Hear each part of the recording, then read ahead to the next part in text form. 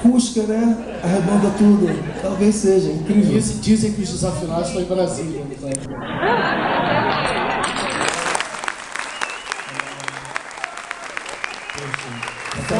Fora a desafinação, viva a afinação.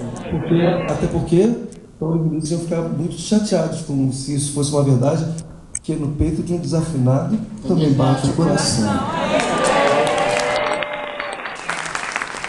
A nossa conversa é uma conversa aqui, sala de casa. A gente há 8 anos que a gente está fazendo isso.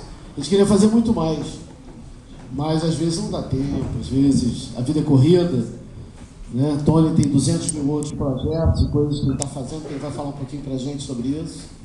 Um, então, muito especial, inclusive para o Ouro Preto. A gente vai falar isso só no final. E eu, minha vida na universidade, fazendo outras coisas, andando também né, pelo Brasil.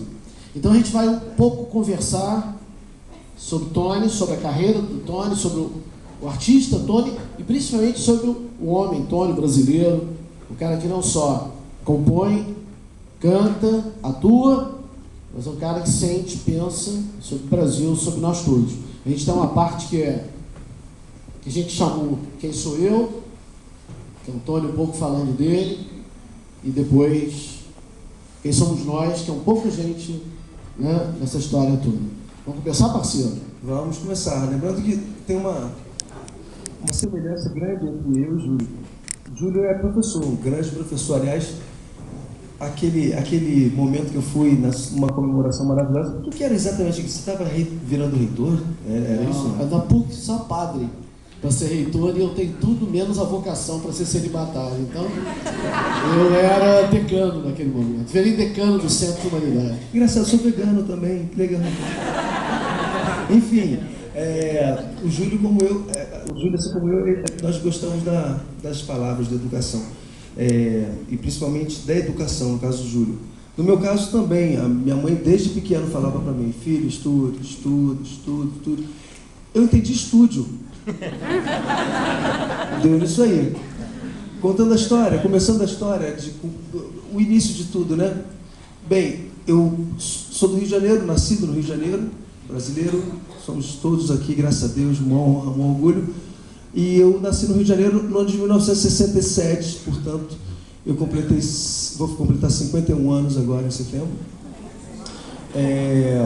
E num momento muito diferente da vida do Rio de Janeiro. O Rio de Janeiro estava passando por eu vou dizer para você o seguinte, Júlio, uma maquiagem obrigatória.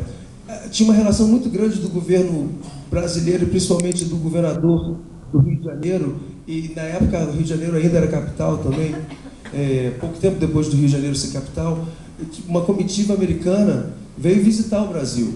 E aí os políticos da época eles iam para o Rio de Janeiro, eles achavam um absurdo que esses políticos passassem pelo entorno do Rio de Janeiro até chegar no Copacabana Palace, na praia de Copacabana, tão famoso Copacabana Palace.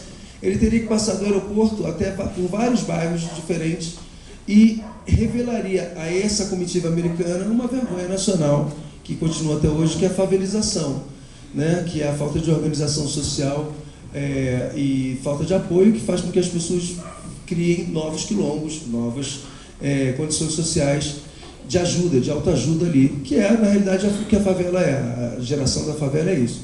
O início do século XX, apesar de ter acabado, né, teoricamente, da gente ter abolido a escravidão, o último país do mundo a abolir a escravidão, as pessoas não tinham onde trabalhar, nem onde morar.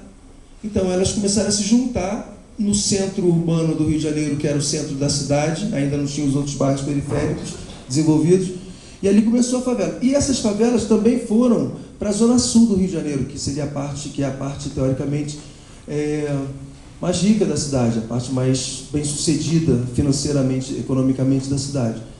Isso incomoda até hoje muito.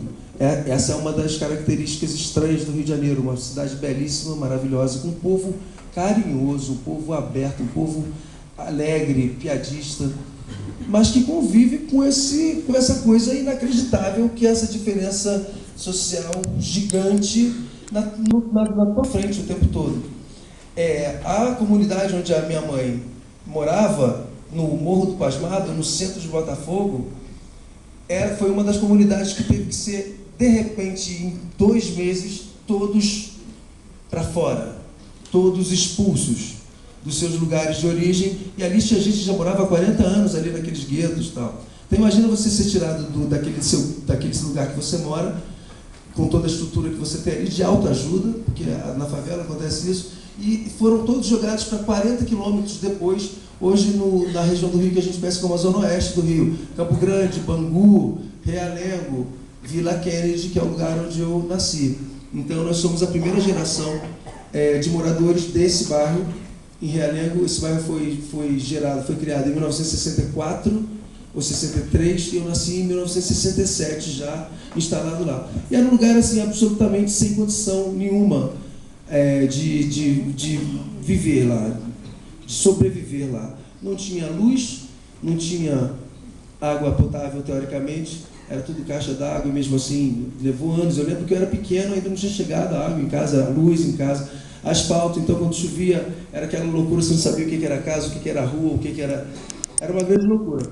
O contexto dessa história a minha mãe, a Tereza, uma pessoa fortíssima, que quando eu nasci já tinha outras 4 irmãs minhas, eu sou o último filho e o mais novo.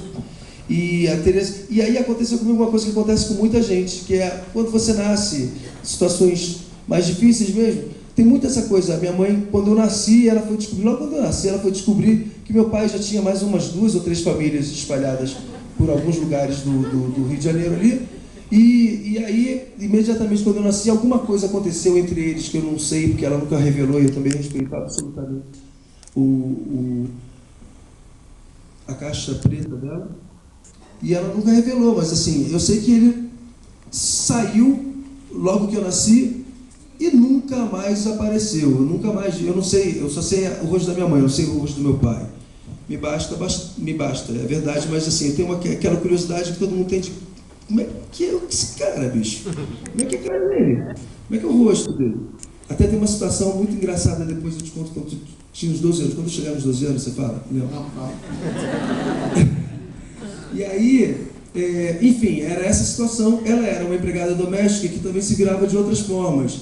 Então trabalhava numa lanchonete, trabalhava de dia como empregada doméstica, de noite pegava o horário da madrugada de uma lanchonete. Então eu lembro que tinha umas coisas muito legais.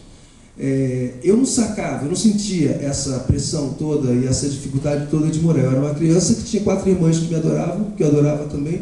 Me amava a minha mãe muito carinhosa.